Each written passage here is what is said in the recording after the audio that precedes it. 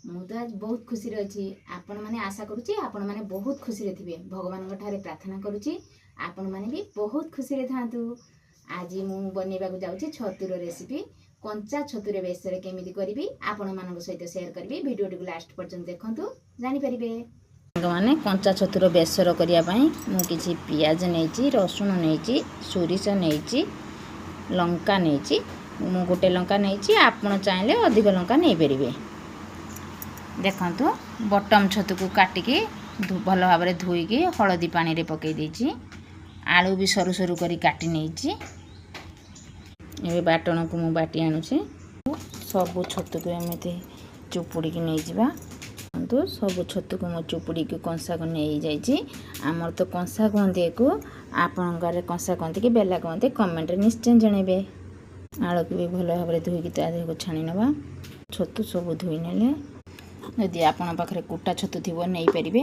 କୁଟା ଛତୁ ନେଲେ ଆହୁରି ବହୁତ ଭଲ। ବାଟଣ ବାଟି ଆଣିଛି, ଏବେ ବାଟଣ ଦେଇଦେବା। ମୋ ପାଖରେ ଧଳା ସୋରିଷ ନଥିଲା ବୋଲି ମୁଁ କଳା ସୋରିଷ ଦେଇଛି। ଆପଣମାନେ ଚାହିଁଲେ ଧଳା ସୋରିଷ ଗ୍ରାଇଣ୍ଡିଙ୍ଗ କରି ଦେଇପାରିବେ। ଦେଇଦେଲେ ଏବେ ଦେବା ହଳଦୀ ଗୁଣ୍ଡ, ସ୍ୱାଦ ଅନୁସାରେ ଲୁଣ, ଲଙ୍କା ଗୁଣ୍ଡ। ଏବେ ଦେବା କଞ୍ଚା ସୋରିଷ ତେଲ।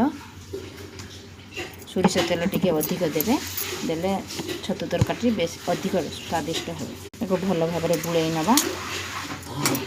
ପାଣି ଦେବେନି, ଏମିତି ଅଳ୍ପ ଚୁକିଲା ଚୁକିଲା ଟିକେ ରଖିକି ପାଣି ଦେବେ, କାରଣ ଛତୁରୁ ପାଣି ବାହାରିବ। ତାପରେ ଗ୍ୟାସ୍ ଅନ୍ କରି ବସାଇଦେବା। ଦେଖନ୍ତୁ ସାଙ୍ଗମାନେ ଆମର ଟିକେ ପାଣି ମରି ଆସିଲାଣି। ଏବେ ଆଳୁ ସିଝି ଆସିଲାଣି।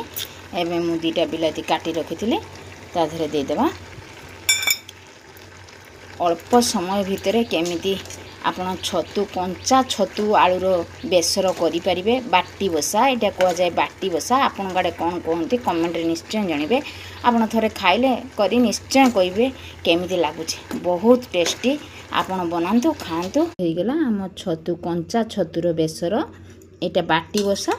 ମୁଁ ତ ବାଟିରେ ଛୋଟ ହେଉଛି ବୋଲି ବସାଇ ପାରିଲି ନାହିଁ, କଂସାରେ ବସାଇଥିଲି। ଦେଖନ୍ତୁ, ଥରେ ଖାଇକି ଦେଖନ୍ତୁ, ବନେଇକି ଖାଇକି ଦେଖନ୍ତୁ, ବହୁତ ଟେଷ୍ଟ। ଆପଣମାନେ ନିଶ୍ଚୟ କମେଣ୍ଟ କରି ଜଣାଇବେ।